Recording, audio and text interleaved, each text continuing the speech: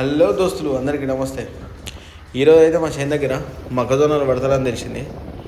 అట్లా హెల్పింగ్ చేద్దామని పోయినా. పోయే వరకు ఆల్రెడీ సగం పని కంప్లీట్ చేసిండు.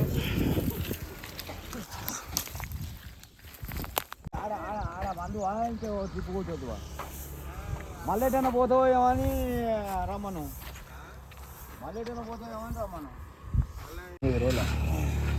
ఎంత పుట్టిండే పావుతో 2 కిలోలు పుట్టింది. అసలు లేకుండే 8 రోజులు అనడం. ఇప్పుడు మేము కూడా 8 రోజులు ఉన్నాం.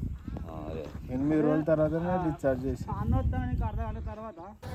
ఇక మా చిచ్చగాడు అట్లా టైంపాస్ అయితే ట్రాక్టర్ పెట్టేసి మా అయ్యతో ముచ్చట్లు పెట్టి మళ్ళీ మామూలు ముచ్చట్లు కాదు ఇవి. అయ్యో నీకు చెప్పాలా నేను వస్తానని. వస్తాను అన్నావు నువ్వు ఇన్లేరా? కరెక్ట్. బోర్ నీళ్ళు కాదు, మంచి బోర్ నీళ్ళు. వాటికి ఏమైతే తాగలేవు అనే బోర్ నీళ్ళు తాగవచ్చు. బోర్ నీళ్ళ కొనుక్కున్నాను అయితే 40 క్వింటాలు రాసింది చూస్తే చెప్పుకుంది కానీ బత్తాలు చూసి చెప్పరా ఇప్పుడు.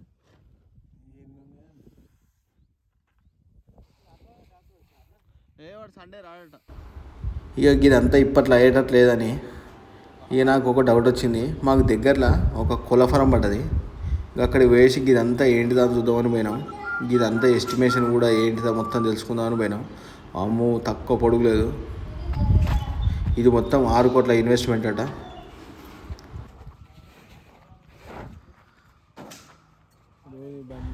ఇది ఫుల్ రిఫార్మ్ అంటే కోళ్ళకు సంబంధించింది కాదు, కోళ్ళు గుడ్లు పెడతాయి కదా దానికి సంబంధించింది. ఈ బిజినెస్ మొత్తం గుడ్ల ఎక్స్పోర్ట్ గురించేనంట. ఎంత ఒక ట్రే ఎంత ఇస్తాను?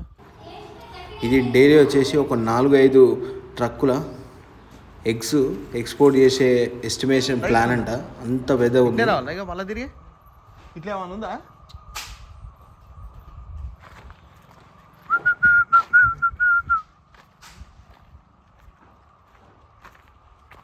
అక్కడ పనిచేసే వాళ్ళకి ఇదంతా చూద్దామన్నా కూడా సున్నిత్తలేరు. లోపల ఏమేమి జరుగుతుందో వామ్మో. తక్కువ పెద్ద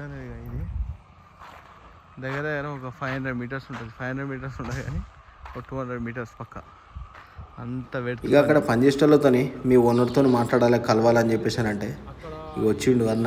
ఏం చెప్పిండంటే ముచ్చట్లు. సిటీలో పాల వ్యాపారం చేసేవాళ్ళు ఉంటారు కదా, ఆ పాల వ్యాపారం చేసేటోళ్ళు ఏం చేస్తారంటే అది ఈనిందానికి ఉంటారు.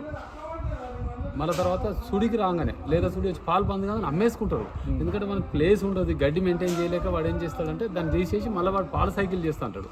వాడు లేత సూడి అమ్మితే డాక్టర్ని తీసుకుపోయి చెక్ చేయించుకోవాలి. చెక్ చేయించుకొని లేత సూడి తీసుకొచ్చుకోవాలి. తక్కువ దొరుకుతాయి. 50,000 బర్రె 10-15 వేలకు దొరుకుతుంది. ఉదాహరణ ₹1,00,000 బర్రె 20-25 వేలకు దొరుకుతుంది. ఆ బర్రెలు అవి తెచ్చుకోవాలి. అవి తెచ్చుకొని మనం జాగ్రత్తగా మెయింటైన్. ఇప్పుడు అంతా ఏమవుతుందంటే పాలు బంద్ కాగానే ఆంధ్రాకి పోతాయి బర్రెలు లారీలెక్కి. ఆడ కాలువలు చేయబట్టి పచ్చిరెట్టు ఉంటుంది, గడ్డి ఉంటుంది.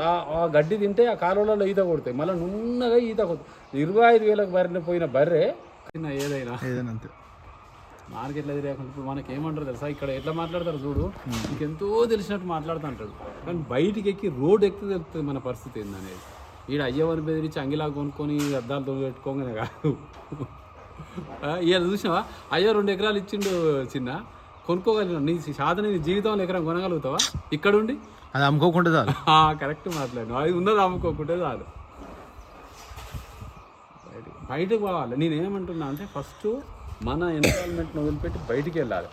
బయటికి వెళ్తే బయట ప్రపంచాన్ని చదివిన తర్వాత నువ్వు మళ్ళీ ఇంటికి వచ్చి పని చేయగలుగుతావు. అది కానీ నువ్వు ఇక్కడే ఉండి నేను ఈయనే ఉంటా అంటే అస్సలే సక్సెస్ఫుల్. నా కొడుకు ఇప్పుడు 19 years old, 19 సంవత్సరాలు. Become to flying officer.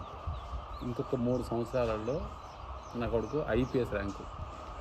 First 18. ఏ అన్న మాటలు ఏంటన్నా మాత్రం బిజినెస్ కూడా చేయొద్దనుకున్నాడు కూడా దెబ్బ గేయాలి. గట్లున్నాయి అన్న ముచ్చట్లు. మస్తు అనిపించింది నాకైతే. అక్కడి నుంచి డైరెక్ట్ ట్రాక్టర్ కాడికి వచ్చినాం. వచ్చేవరకు ఈ బత్తాలన్నీ దాంట్లో వేయాలి, ఈ మొక్కజొన్న బత్తాలన్నీ దాంట్లో వేయాలి.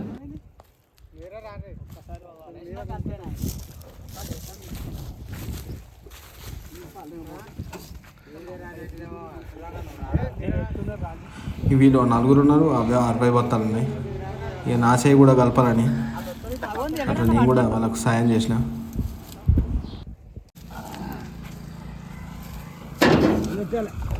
అక్కడ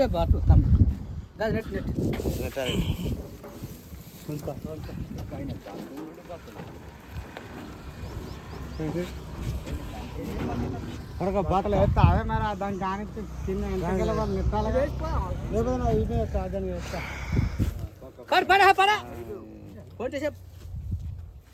అదేంటి మనిషి వగ్గ ఆడతాను అడ్డ ఉంటావు వగ్గ అట్లుంటావు పొడుగులా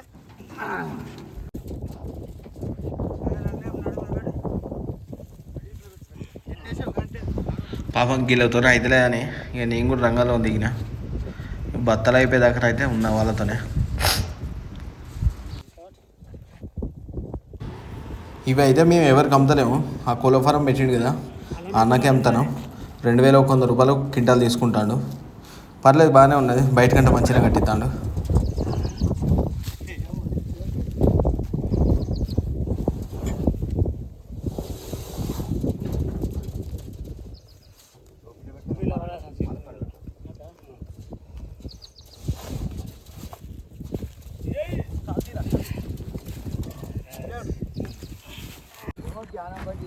ఇక ట్రాక్టర్లకైతే ఎక్కించినాం.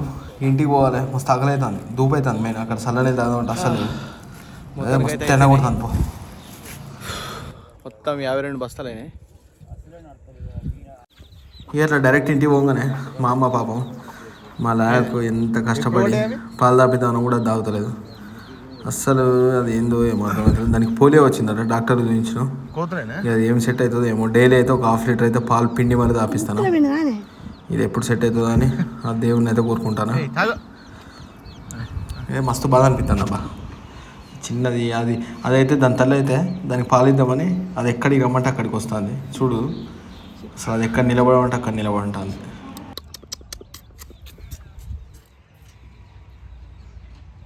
ఇంత మంచిగా శాంతి దొరుకుతుంది. ఇంకేమైందండి నీకు? అది మా సక్కని తల్లి నీకు ఇద్దామని ఎంతో ప్లాన్గా నిలుచున్నావు. అది కూడా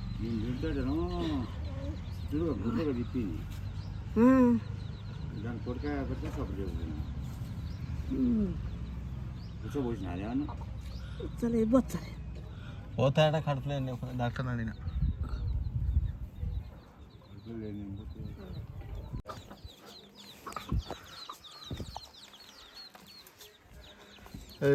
అయ్యి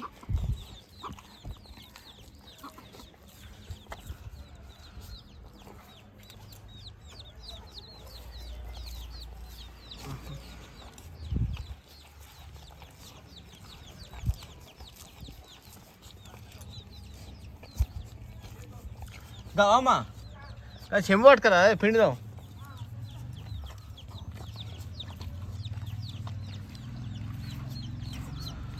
మేమైతే 3 రూపాయలు వెండించు. ఈ పాపం ఈ తల్లిని కూడా వాళ్ళ తల్లి ఆవు దీన్ని కనేసి చనిపోయింది. చిన్న పరిచయం ఇదైతే ఒక్కటే పెరిగింది. ఇప్పుడు ఇదైతే 2వ ఈత అయ్యింది. పాపం దీని పరిస్థితి ఇట్లుంది. కాకపోతే టైం పడుతుంది. డాక్టర్ కూడా చూపించినాం. డాక్టర్ చూపిస్తే ఇంజక్షన్స్ వేసిండు. ఇంకా 2 డేస్ 3 డేస్ పడుతున్నది. ఇది కొంచెం స్ట్రాంగ్ కావాలి. అసలు దాంట్లో అసలు పానమే లేకుండా అయిపోయింది. ఇంత అసలు తాగట్లేదు, పాలు తాగట్లేదు. అసలు మేము దాపిస్తాంటే కూడా అది ఇక మేము బాటిల్లో బట్టి సన్నముగ్గు ఉంటుంది కదా, సన్నముగ్గు తెచ్చేసి దాన్ని దాపిస్తాను. పాపం ఊళ్ళో అయితే మస్తు ఎంజాయ్ చేసిన, కానీ ఇది ఒక్కటే బాధ ఉన్నది. ఇలాగే ఎప్పుడు సెట్ అవుతుందేమో. అంటే కడుపులో ఏమైనా ఉంటుందే కదా. ఇక నేను మళ్ళీ ఊరికి వచ్చే వరకు మంచిగా ఉండాలని కోరుకుంటాను. ఓకే గైస్, మళ్ళీ ఒక వీడియోతో కలుద్దాం. హైదరాబాద్ అయితే బయలుదేరి